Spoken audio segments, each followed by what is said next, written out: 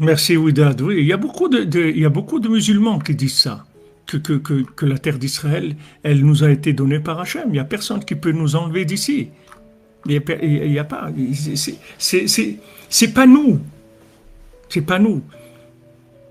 Maintenant, le problème, c'est que c'est comme maintenant, il y a une, les gens, ils imaginent ils ont la force par eux-mêmes de conquérir la terre d'Israël ou de défendre la terre d'Israël. Alors ça crée ça crée des courts-circuits dans l'intervention divine. Mais si tu sais que c'est un cadeau d'Hachem, chaque jour que tu es là, et que Hachem il nous l'a donné comme un cadeau, et il maintient ce cadeau le temps qu'il veut le maintenir, bon, tu n'as plus cette attitude-là. Tu sais que c'est Hachem, c'est tout. Hachem, il veut comme ça. Donc, il faut dire à Hachem, bon, tu m'as invité. Bon, tu sais bien que si je suis là et j'ai besoin d'un endroit où manger ou dormir et trucs, sinon... non, mais c'est sûr, il n'y a pas de problème. On t'a tout prévu. Et t'inquiète pas. On t'a invité, on a prévu où tu vas dormir, où tu vas manger, on va s'occuper de toi, te fais pas de soucis, etc. Si tu vas comme ça, il n'y a aucun problème. Mais si tu crois que c'est toi qui es venu, qui t'es installé, alors ça crée des problèmes de providence divine. C'est-à-dire, on veut t'aider, mais il faut que tu te présentes comme ce que tu es. Ne te présente pas comme quelqu'un d'autre, parce que tu n'auras pas les avantages. Tu n'auras pas les avantages. Si tu te présentes comme un mendiant, on va te donner tout. Mais si tu te présentes comme un patron, quelqu'un qui sait des choses, qui a de la force, qui est intelligent, truc et tout, et tu risques de perdre des droits. C'est dommage, parce que ici, il n'y a que ça. Donc, ici, c'est un pays de mendiants. Voilà, même maintenant, il faut que l'Amérique, elle donne des armes, il faut que l'autre ait des trucs, il faut que... Alors qu'ils ont... BMT, ils n'ont pas besoin de ça. Ils ont des usines d'armement, il y a tout ce qu'il faut. Mais c'est comme ça, c'est un principe. Il faut vivre avec l'aide des autres, c'est comme ça. Et ça, c'est juste parce que les gens, ils n'ont pas confiance en eux. C'est tout. Alors après, ça se traduit dans toutes les attitudes. Et donc après, tu peux pas garder ce qui est à toi. Parce que tu n'as pas l'impression que c'est à toi. Donc comment tu vas le défendre? Pour que tu défendes quelque chose, il faut que ça t'appartienne. Il faut que tu aies une conscience de l'appartenance. Dans la halakha, quand maintenant quelqu'un, il est chômeur sachar ou les chômeurs chinam, quelqu'un qui garde un endroit et il est payé pour ça.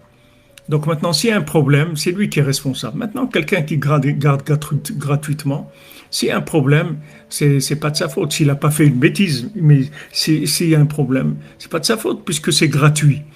Maintenant, le rapport que tu as avec la chose, c'est ça qui va protéger ou pas la chose. Rabbi Nathan, il explique que quand maintenant tu empruntes quelque chose à quelqu'un, tu empruntes un outil à quelqu'un, tu vas voir que souvent il va s'abîmer quand tu vas le prendre, ça va se perdre. Parce que dès que la chose elle n'est pas sous la protection de son propriétaire, elle est exposée à des clipotes. Elle est exposée, elle n'a plus de protection. Quelqu'un, tout ce qui lui appartient, ça a la protection de son âme. Son âme, elle protège sa famille, elle protège sa maison, elle protège l'âme, elle protège des clipotes. Tandis que maintenant, quand tu as quelque chose que tu as emprunté, c'est pas à toi, c'est énormément exposé à beaucoup de dégâts possibles. C'est à l'extérieur, c'est-à-dire il n'y a plus de protection. La chose n'est pas protégée. Si maintenant tu veux la protection divine, il faut que tu saches que cet endroit-là, il te vient de droit divin, pas de droit humain, de droit divin. Il n'y a pas un plus grand droit que ça, que si Dieu te donne quelque chose. Si un roi il te donne quelque chose, c'est plus que si tu l'as déposé à la mairie du cadastre de là où tu habites. Tu as un papier du roi. Voilà, je t'ai donné ça. C'est à toi. Je le donne. Mais si tu n'as pas cette conscience-là, tu n'es pas protégé. La chose, elle n'est pas protégée. Il faut que tu sois conscient que ça t'appartient. Pas par une acquisition personnelle, c'est par un don de Dieu. Dieu, il te l'a donné. Tu as dit, voilà, ça, c'est à toi. Il dit à Abraham Avinu, je te donne pour toi et ta descendance. À toi. Maintenant, toi, il faut que tu assumes ça. Il faut que tu prennes la responsabilité. Il ne faut pas avoir peur. Il faut prendre tes responsabilités, c'est tout. Prends tes responsabilités. Comme Rabbeinu dit, quand il y a un mariage, un mari, il s'engage, il dit à sa femme, je vais te nourrir, t'habiller, etc. Maintenant, Rabbeinu dit, comment il sait qu'il va avoir? Et s'il n'a pas, combien de gens ne se marient pas à cause de ça? Il y a beaucoup de gens, ils disent qu'ils ne se marient pas. Ils disent, je ne peux pas me marier. Déjà tout seul, j'ai pas de quoi, j'habite chez mes parents, j'ai pas de quoi payer un loyer et tout. Donc il ne se marie pas, c'est tout. Pourquoi? Parce qu'il ne sait pas comment ça marche. Il ne sait pas que quand il va s'engager à nourrir sa femme et Bezat Hachem, ses enfants et tout, Hachem, il va lui donner quand il va s'engager.